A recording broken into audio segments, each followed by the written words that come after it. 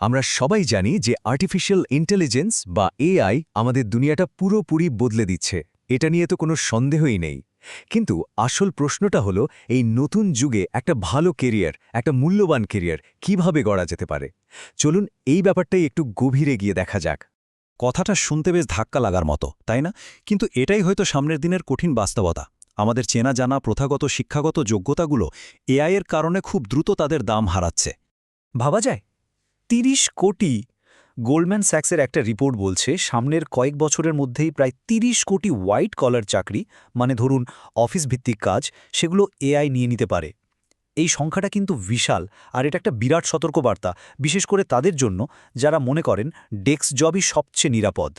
অনেকেই হয়তো ভাবছেন, আচ্ছা, আমি তো প্রোগ্রামিং শিখছি বা গ্রাফিক ডিজাইন করছি, আমার আর ভয় কি?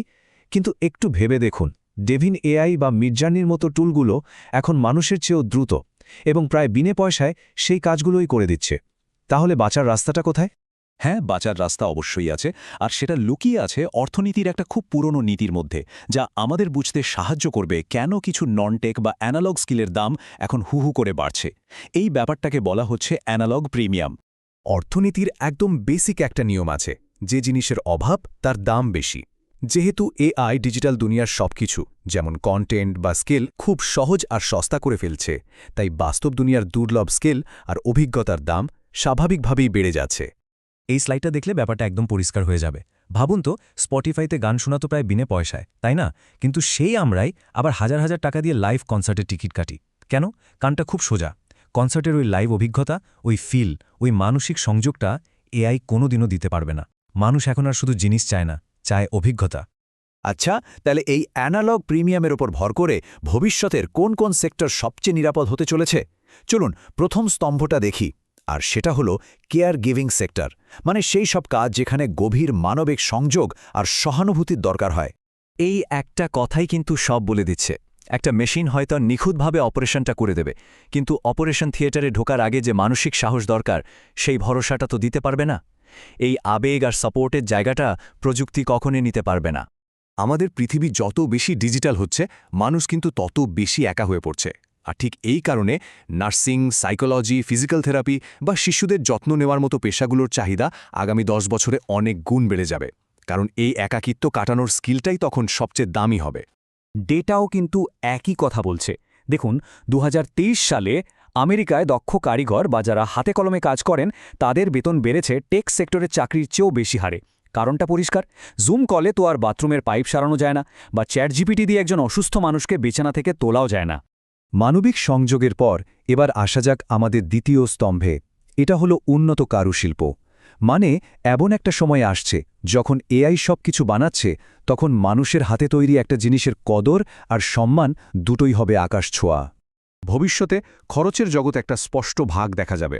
একদিকে সাধারণ মানুষ ব্যবহার করবে এআইয়ের তৈরি কন্টেন্ট, রোবটের বানানো জিনিস, আর অন্যদিকে ধনী আর রুচিশীল মানুষেরা খুঁজবে মানুষের হাতে তৈরি জিনিস, যা একরকম স্ট্যাটাস সিম্বল হয়ে দাঁড়াবে। আসল ব্যাপারটা হলো, একটা হাতে বানানো জিনিসের পেছনে যে মানুষের শ্রম, যে গল্প, এমনকি যে ছোটখাটো ভুল বা অসম্পূর্ণতা থাকে, সেটাই কিন্তু ওটার আসল সৌন্দর্য। আর এটাই এআই কোনোদিনও নকল করতে পারবে না।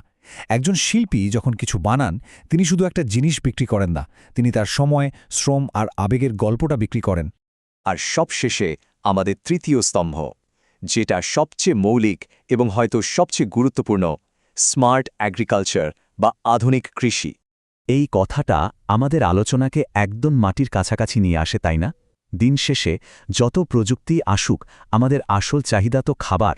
প্রযুক্তি এই খাতে সাহায্য করতে পারে, কিন্তু খাবারের বিকল্প হতে পারে না।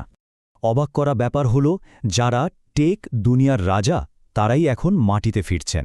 ইলন মাস্কের ভাই কিম্বল মাস্ক, বিল গেটস, এরা সবাই এখন কৃষিতে বিশাল অঙ্কের টাকা ঢালছেন। কেন? কারণ তারা জানেন এই জলবায়ু পরিবর্তনের যুগে বিশুদ্ধ আর নিরাপদ খাবারই হবে তেলের চেয়েও দামি। তবে এখানে একটা জিনিস পরিষ্কার থাকা দরকার, কৃষিতে এআই কিন্তু শত্রু নয়, বরং একজন দারুণ বন্ধু বা পার্টনার। এআই হয়তো আবহাওয়া বলে দেবে, ড্রোন দিয়ে হয়তো কীটনাশক ছড়ানো হবে, কিন্তু জমির মালিকানা, মাটির যত্ন আর সাপ্লাই চেনের নিয়ন্ত্রণটা কিন্তু মানুষের হাতেই থাকবে। তাহলে সব মিলিয়ে মূল কথাটা কি দাঁড়ালো?